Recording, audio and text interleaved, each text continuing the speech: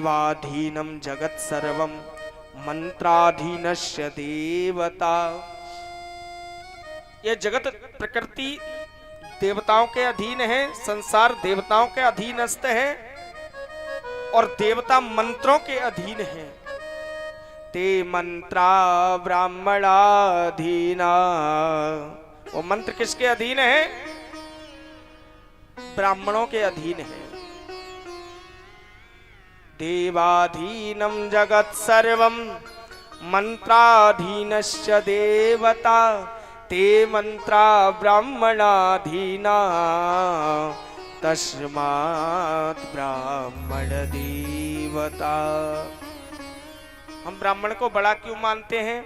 ब्राह्मण को क्यों पूजते हैं? क्योंकि वो मंत्र ब्राह्मणों के अधीन है, इसलिए तस्मात् ब्राह्मण देवता। इसलिए भूदेवता, पृथ्वी का देवता हम ब्राह्मण को मानते हैं। श्लोक कोई भी पढ़ सकता है, छूट है। पुराणों को कोई भी पढ़ सकता है, विद्वान कोई भी हो सकता है, क्योंकि विद्वान की कोई जाति नहीं होती और ये जाति प्रजाति भगवान ने नहीं बनाई। ये जाति बनाने वाले हम जैसे वोट बैंक वाले लोग हैं। लोगों ने जाति बाध्यता में लोगों को बांध दिया और आपस में झगड़ा करा दिया।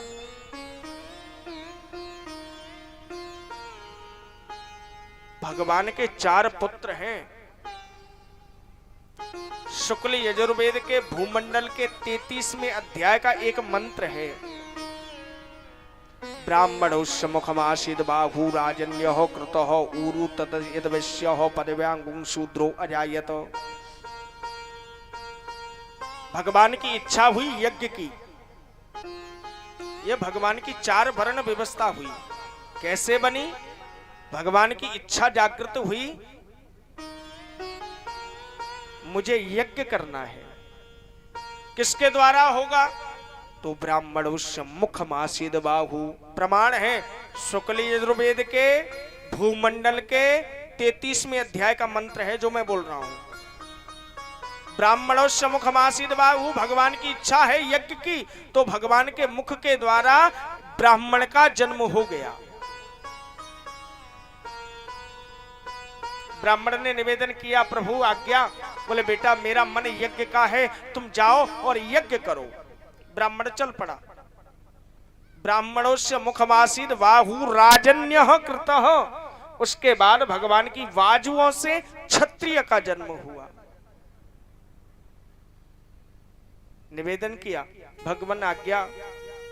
बेटा बड़ा भाई यज्ञ करने के लिए गया है, तो कुछ राक्षस लोग यज्ञ में उत्पात मचाएंगे, क्योंकि जहां जहां पर यज्ञ होता है, जहां जहां पर महाराज सत्कर्म होता है, वहां कुछ राक्षस भी होते हैं, वो गड़बड़ करते हैं।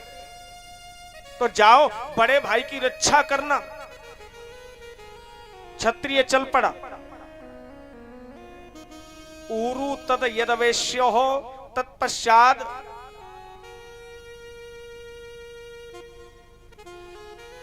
उरु कहते हैं उदर को और उरु कहते हैं जंघा को। भगवान के उदर के द्वारा एक बालक की और उत्पत्ति हुई। उरु तद यद्वैश्य, उसका नाम वैश्य रखा गया।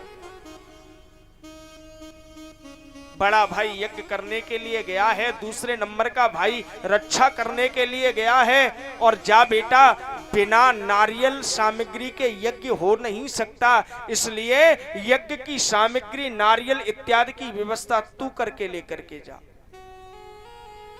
पदभ्यां शूद्रो अजायतः। भगवान के चरण कमल के द्वारा एक बच्चे का पुनः जन्म हो गया, जिसका नाम शूद्र रख दिया। शूद्र बोला, भगवान मेरे लिए आज्ञा। अरे भाई अब काम तो कोई बचा नहीं है, मेरे यज्ञ का मन था और यज्ञ का कार्य पूर्ण हो गया, इसलिए तू आराम से बैठ। अब ये छोटा बालक शूद्र है, वो रोने लगा। तीन भाइयों के लिए आपने काम दे दिया और मुझे कोई काम नहीं दिया। मैं छोटा हूं, इसलिए मुझे भी यज्ञ करनी है, मैं भी यज्ञ में जाऊंगा। भगवान कहते हैं तू घबरा मत, चिंता मत कर, जा, मेरा आशीर्वाद है। जब ये तीनों भाई यज्ञ करे ना तो तू दूर से यज्ञ की ध्वजा का, पताका का दर्शन कर लेना। तो जो इनको यज्ञ करने से फल प्राप्त होगा, वही फल तुझे दूर से उस यज्ञ की ध्वजा, पताका का दर्शन करने से प्राप्त हो जाएगा। ये मेरा आशीर्वाद है। ये भगवान की 4 वर्ण व्यवस्था है। चारों के चारों भगवान के पुत्र है। कर्म के अनुसार हमने जाति प्रजाति सब अपने आप बना ली। अब तो लोग जातियों की तो बात छोड़ो, अब लोग धर्मों में और बांट रहे हैं, धर्म बना रहे हैं ना। लेकिन हमारा धर्म क्या है?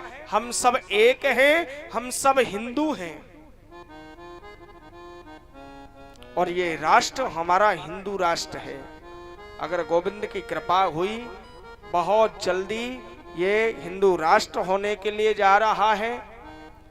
संतों ने आगाज खोल दिया है, प्रारंभता हो चुकी है। हम सब हिंदू हैं और हमारा एक ही धर्म है, वो है सनातन धर्म। बोलिए सत्य सनातन धर्म की जय। बाद बाकी तो जितने भी हैं वो सब पंथ हैं। सनातन धर्म था, है और रहेगा।